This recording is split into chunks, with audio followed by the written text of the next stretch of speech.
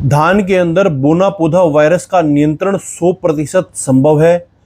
यह वायरस किन कारणों से फैलता है, इसको कंट्रोल करने के लिए कौन कौन सी दवाइयाँ किसानों ने इस्तेमाल करनी है, उन दवाइयों के इस्तेमाल में क्या क्या सावधानी रखनी है और नर्सरी को तैयार करते टाइम पे क्या किन किन बातों का किसान साथी ध्यान रखें ताकि ये वायरस ना फैले। नमस्कार किसान साथियों, मेरा नाम है योगेश वत्स। आप देख रहे हैं मेरा चैनल योगेश वत्स खेती और पशुपालन। चैनल को सब्सक्राइब करिएगा और बेल आइकन जरूर दबाइएगा। अब अगर इसकी रोकथाम की बात करी जाए, किसान भाइयों को मोटा मोटा 3 से 4 चीजों का ध्यान रखना है। अगर ये 3-4 चीजें हम प्रॉपर तरीके से कर लेते हैं तो हम इस बीमारी के ऊपर 100% नियंत्रण पा सकते हैं। सबसे पहली जो चीज हमने ध्यान रखनी है वो ये है कि पिछली बार जिस खेत के अंदर या जिस किले के अंदर ये बीमारी आई थी उस खेत के अंदर आपने नर्सरी तैयार नहीं करनी है। पहली चीज तो ये करनी है। दूसरी चीज, ये जो WBH है, जो व्हाइट बैक होपर है, ये मुख्यतः धान की बीमारी है, धान के अंदर रहता है। लेकिन वैज्ञानिक ये कहते हैं कि जब धान नहीं होता तो यह कीट मक्का या फिर जो अपना गन्ना है उसके खेत के अंदर रहकर सरवाइव करता है। तो दूसरी सावधानी आपने ये रखनी है कि आपने अपनी नर्सरी को मक्के के खेत या गन्ने के खेत के पास नहीं लगाना है। जहां आप नर्सरी तैयार करेंगे, जो क्यारी तैयार करेंगे, उसके आसपास ज्यादा घास फूस नहीं होना चाहिए। जो खरपतवार है उसको आप बिल्कुल खत्म कर देंगे। तीसरी सावधानी जो हमने रखनी है, अपनी जो पौध हैं उन पौधों के अंदर यूरिया का बहुत ज्यादा इस्तेमाल नहीं करना है। अगर आप बहुत ज्यादा यूरिया इस्तेमाल करते हैं तो वो भी कीटों को अपनी तरफ आकर्षित करता है। आपको अपनी पौध हरी भरी नहीं चाहिए बहुत ज्यादा, आपको अपनी पौध स्वस्थ चाहिए। उनका जड़ का विकास अच्छा हो, उनका तना मजबूत होना चाहिए। चौथी चीज का जो हमने ध्यान रखना है, HU यूनिवर्सिटी की रिकमेंडेशन ये है कि जिन एरिया के अंदर ये बीमारी पिछले साल आई थी वो नर्सरी में स्प्रे करें। लेकिन मैं आपको यही सलाह दूंगा कि 2-3 दवाइयों की हम बात करेंगे कि आप अपनी नर्सरी के अंदर इन 2-3 दवाइयों का यूज करके जो अपना WBH है, जो ऊपर है, आप उसको कंट्रोल में रखें ताकि ये बीमारी फैले ही ना।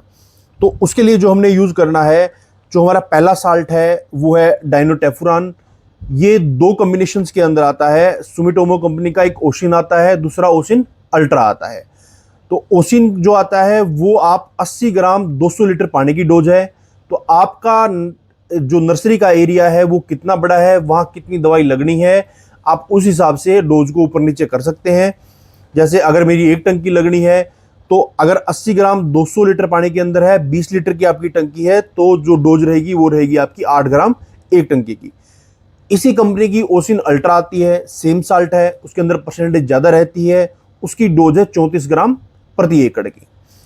उसके बाद जो दूसरा साल्ट है जो इस कीट को नियंत्रित करने के लिए यूज होता है वो है पाइमेट्रोजिन, जो सिंजेंटा के चेस के नाम से आता है। किसान भाई इस चेस नाम से भली बात परिचित हैं। अडामा कंपनी का भी सिगालाइट करके आता है, सेम साल्ट है।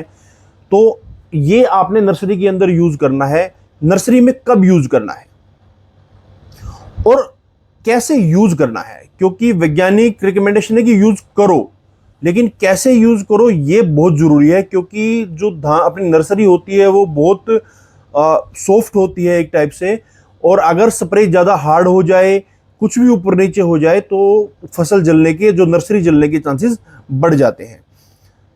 बीज लगाने के 14 से 15 दिन के बाद, यानी कि जब आपकी नर्सरी 7 से 10 दिन की हो जाए, उस टाइम पे आपने एक स्प्रे निकाल देना है।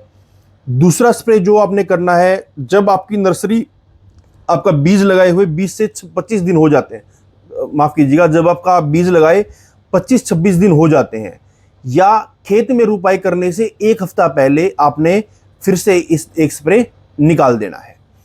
जो चीज आपने ध्यान में रखनी है वो ये रखनी है कि दवाई की मात्रा ना तो ज्यादा करनी है, जो रिकमेंडेड डोज है वही रखनी है।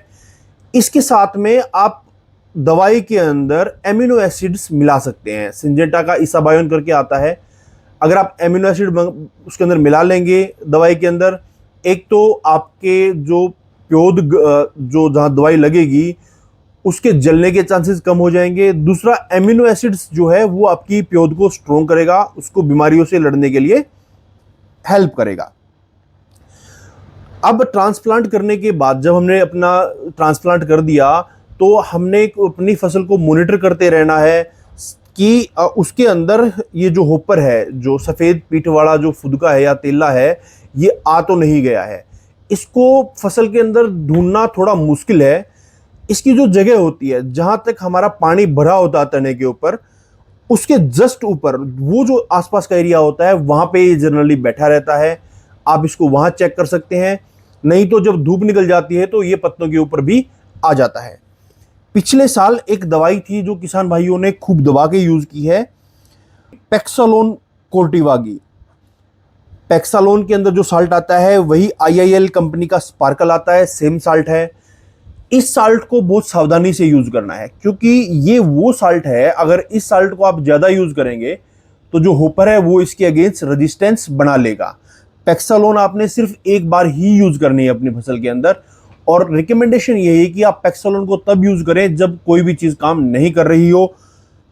दूसरी चीज़, जब भी आप कोई दवाई यूज़ करें, ओसिन अल्ट्रा के बहुत ही बेहतरीन रिजल्ट्स हैं, चाहे वो धान की खेती हो चाहे वो सब्जियों की खेती हो।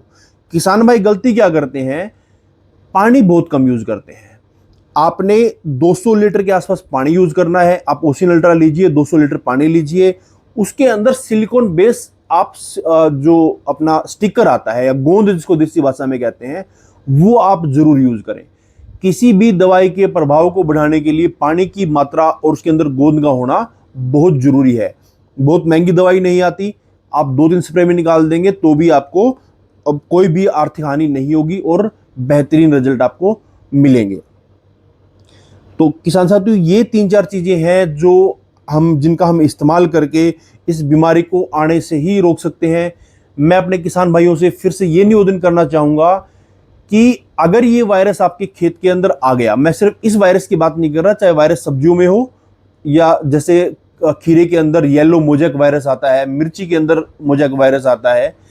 वायरस आने के बाद उसका कोई इलाज नहीं है। जो प्लांट में आपके वायरस आ गया, उसको प्लांट को बाहर निकालने का भी एक तरीका है। आप पहले अपने खेत के अंदर किसी भी कीटनाशक का स्प्रे करेंगे, जो मैंने आपको 3 कीटनाशक बताए हैं, ओसिन अल्ट्रा, या फिर आप चेस कर सकते हैं, या फिर टोकन आप कर सकते हैं। ये स्प्रे करने के बाद ही उन प्लांटों को बाहर निकालें, क्योंकि मान लीजिए अगर एक जो पौधा है उसके अंदर वो वायरस है, अगर आप उसको वैसे ही उखाड़ेंगे तो उसके ऊपर जो कीट, रस चूसक जो कीट बैठे हुए हैं, वो उड़ के जो स्वस्थ पेड़ हैं उनके ऊपर भी जाके बैठेंगे और उस वायरस को फैला देंगे। तो स्प्रे करते टाइम या जो आप पौधे निकाल रहे हैं जो वायरस से ग्रसित हैं, उनको निकालते टाइम इस बात का ध्यान रखना है। दोस्तों, अगर आपको वीडियो पसंद आ रही है तो वीडियो को शेयर कीजिएगा ताकि बाकी किसान साथियों को भी फायदा हो और वो इस बीमारी से बच सकें। अगर आप नए हैं तो चैनल को सब्सक्राइब जरूर करिएगा। धन्यवाद। जय किसान, जय जवान।